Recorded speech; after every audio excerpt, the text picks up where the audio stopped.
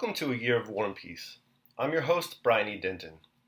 A Year of War and Peace is a daily, year-long, chapter-by-chapter reading of and meditation on Leo Tolstoy's epic novel, War and Peace.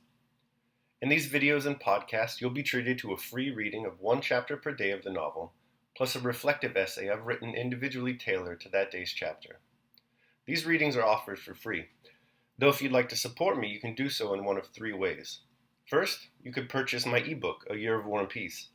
It features the entire novel, plus all of my reflective essays, and it's only $2.99 on Amazon.com. You could also become a patron at patreon.com/Brian E. Denton. If you sign up there, you'll receive a sonnet once a month, plus a link to an ebook of my collected sonnets. Finally, if you like, you can make a one-time donation to my PayPal account. The email there is brianedenton@gmail.com. You can also use that email to contact me. I'd be happy to hear from you. Your support is greatly appreciated. Today's reading and reflection is from chapter 337. Chapter 337.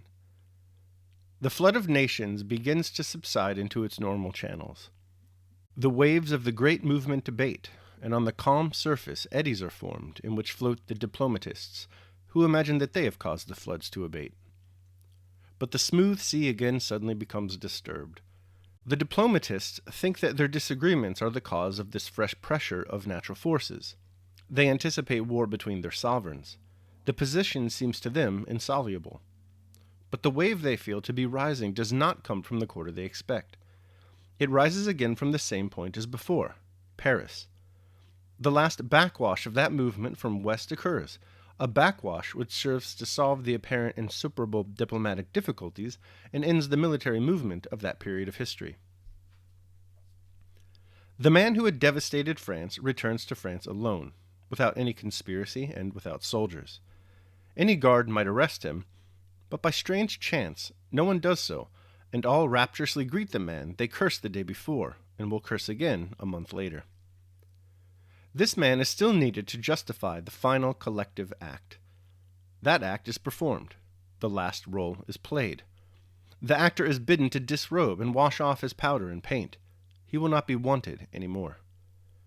And some years pass, during which he plays a pitiful comedy to himself in solitude on his island, justifying his actions by intrigues and lies when the justification is no longer needed, and displaying to the whole world what it was that people had mistaken for strength as long as an unseen hand directed its actions. The manager, having brought the drama to a close and stripped the actor, shows him to us. See what you believed in? This is he. Do you now see that it was not he, but I, who moved you? But dazed by the force of the movement, it was long before people understood this. Still greater coherence and inevitability is seen in the life of Alexander I, the man who stood at the head of the counter-movement from east to west. What was needed for him who, overshadowing others, stood at the head of that movement from east to west? What was needed was a sense of justice and a sympathy with European affairs, but a remote sympathy, not dulled by petty interests. A moral superiority over those sovereigns of the day who cooperated with him, a mild and attractive personality, and a personal grievance against Napoleon. And all this was found in Alexander I. All this had been prepared by innumerable so-called chances in his life, his education, his early liberalism, the advisers who surrounded him, and by Austerlitz, and Tilsit, and Erfurt. During the National War, he was inactive because he was not needed. But as soon as the necessity for a general European war presented itself, he appeared in his place at the given moment, and uniting the nations of Europe led them to the goal. The goal is reached. After the final war of 1815, Alexander possesses all possible power. How does he use it? Alexander I, the pacifier of Europe, the man who from his early years had striven only for his people's welfare, the originator of the liberal innovations in his fatherland, now that he seems to possess the utmost power, and therefore to have the possibility of bringing about the welfare of his peoples, at the time when Napoleon in exile was drawing up childish and mendacious plans of how he would have made mankind happy had he retained power, Alexander I, having fulfilled his mission and feeling the hand of God upon him, suddenly recognizes the insignificance of that supposed power, turns away from it, and gives it to the hands of contemptible men, whom he despises, saying only, Not unto us, not unto us, but unto thy name. I too am a man like the rest of you. Let me live like a man, and think of my soul and of God. As the sun in each atom of ether is a sphere complete in itself, and yet at the same time only a part of a whole too immense for man to comprehend, so each individual has within himself his own aims, and yet has them to serve a general purpose incomprehensible to man. A bee, settling on a flower, has stung a child, and the child is afraid of bees and declares that bees exist to sting people. A poet admires the bee sucking from the chalice of a flower and says it exists to suck the fragrance of flowers. A beekeeper, seeing the bee collect pollen from flowers and carry it to the hive, says that it exists to gather honey. Another beekeeper who has studied the life of the hive more closely says that the bee gathers pollen dust to feed the young bees and rear a queen, and that it exists to perpetuate its race. A botanist notices that the bee flying with the pollen of a male flower to a pistil fertilizes the latter, and sees in this the purpose of the bee's existence.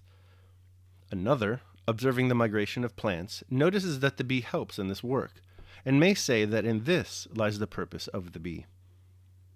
But the ultimate purpose of the bee is not exhausted by the first, the second, or any of the processes the human mind can discern.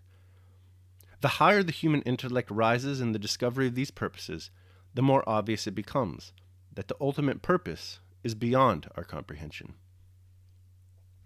All that is accessible to man is the relation of the life of the bee to other manifestations of life. And so it is with the purpose of historic characters and nations. All right, that concludes my reading of chapter 337. I will now proceed to my reflection on the same. A Year of War and Peace, day 337. The bee is something else entirely. Man's comprehension of the world is the dining room set's comprehension of the dinner party. A searing deluge of sense perception and qualia continuously assaults us, as a multiplicity of narratives and explications quarrel in competition to provide just the faintest hint of clarity. Our limited capacity provides but a muddied and tangled whirl of confusion. We stab along. At least there's pizza. Similar to man's understanding of the higher order of things is the historian's understanding of the animating force and ultimate purpose of her subject. Tolstoy supports this view today with his analogy of the bee. To a flower, the bee means one thing. To a child, the bee means another. And to a seasoned beekeeper, the bee is something else entirely. The higher the human intellect rises in the discovery of these purposes, Tolstoy writes, the more obvious it becomes that the ultimate purpose is beyond our comprehension. What edification, then, for those shrouded in Maya, mislaid in materiality? We've seen the discomfort of those who have striven vainly for comprehension. Recall the melancholic struggle of Prince Andrew to gain understanding through the intellect. Remember Pierre's wild indulgence of passion in search of the same. Look now at the misguided historians. Each meets the world in a state of befuddlement. The only secure retreat seems to be the redoubt of the calm and fortified mind. Go there. Daily Meditation. From Maximus I learned self-government, and not to be led aside by anything, and cheerfulness in all circumstances, as well as in illness. Marcus Aurelius, Meditations.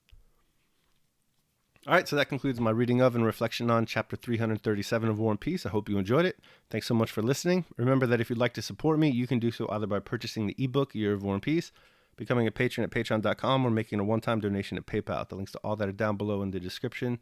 Also down there in the description, you're going to find links to my Amazon wishlist for books and movies. If you decide to support me by purchasing a book or a movie, that'd be great. I'd love it. And we'll set up a Zoom call to discuss that book or that movie, or that book and that movie. At any rate, tomorrow we're going to be reading and reflecting on chapter 338 of War and Peace, and I hope you'll join me. Until then, take care of yourselves and others.